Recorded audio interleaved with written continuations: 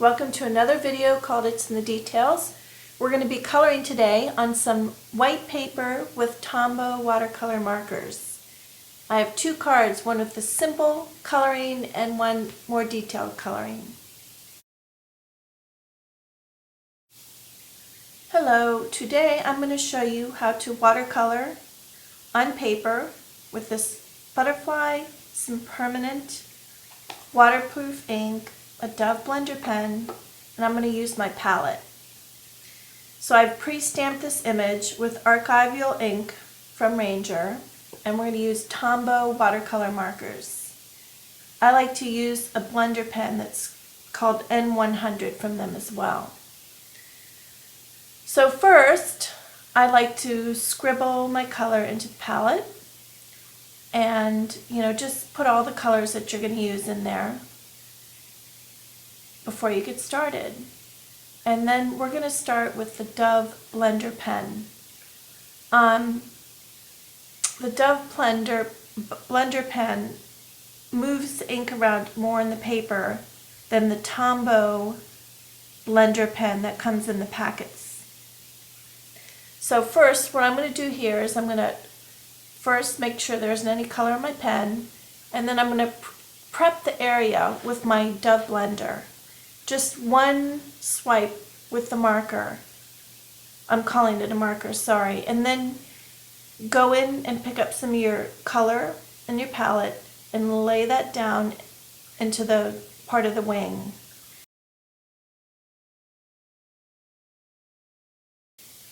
If you go over the area too much with any blender pen, you're going to saturate the paper and it's going to pill up on you. Now, you can use watercolor paper and you can emboss your image, but I've done some butterflies I'll show you later, and I like to use the Nina paper, even though you have to be careful. I just love the look. It's brighter and more vibrant. So I suggest you practice not saturating your image, and once you get it down, I think you'll like the effect. Or just use watercolor paper. I just find it can get too muddy using watercolor paper. You can just keep adding color and play with it forever, and then it just, I don't know, the look just isn't the same to me. You'll see what I mean when I'll show you the butterflies. So you want to move over here, to the other side of the wing and lay down the color starting in the same area of the wing as you did on the other side, if possible. If not, doesn't matter, no two butterflies are the same. Now you'll see that I'm hovering. I like to use that word a lot. You just want to start at your line and hover there a little bit before you bring the color down, and that way the color is more gradient. So I'm going to go ahead and speed this up now.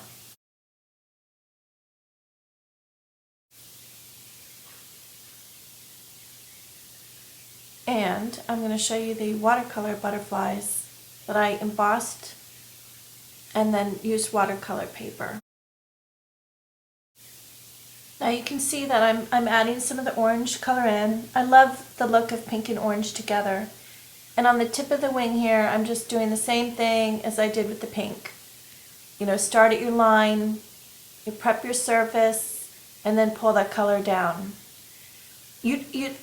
Now, you might want to, as you're practicing, before you get started, you might want to see the difference of the look when you don't prep your area.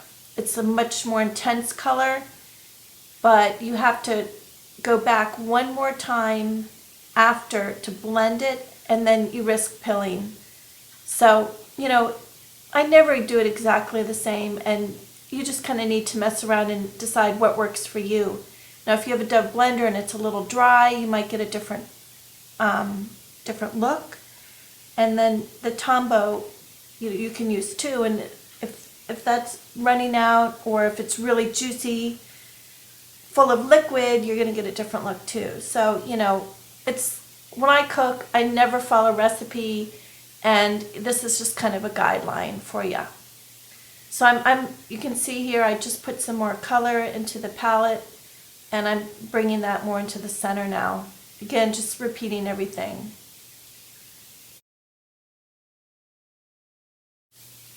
I would love to hear what results you get. Do you like your results better on watercolor paper and embossing it, or do you like this method that I'm using?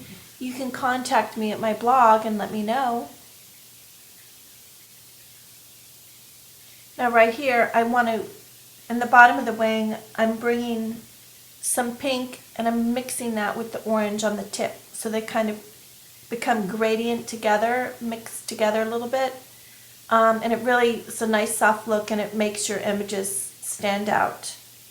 And I also notice how many times I say but I don't want my videos to be like perfect. It takes too long, and it's just kind of maybe hopefully refreshing to see someone that is not going to spend all day editing themselves.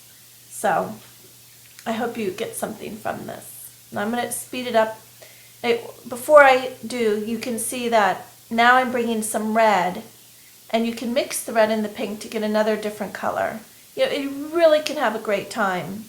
And that you just take this palette and you throw it in the sink and rinse it out when you're done.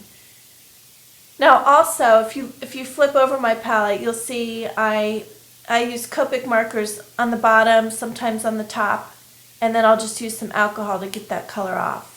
But I use this a lot. I love it because it's white and the colors really stand out on it. Of course, there's so many things you can use that you might have around the house, whether it be a plastic lid, some packaging. When I go on an airplane, I'll just bring some packaging with me. Or when I open a Spellbinders die, there's that nice hard plastic. I give those away in my class. I save those, and those can be used as a palette as well. So it's endless what you can do. Okie doke, I'm going to speed this up. Just to clarify, I think it takes me a long time to edit my videos because I tend to talk backwards. I'm sure other people don't have the same problem as I do.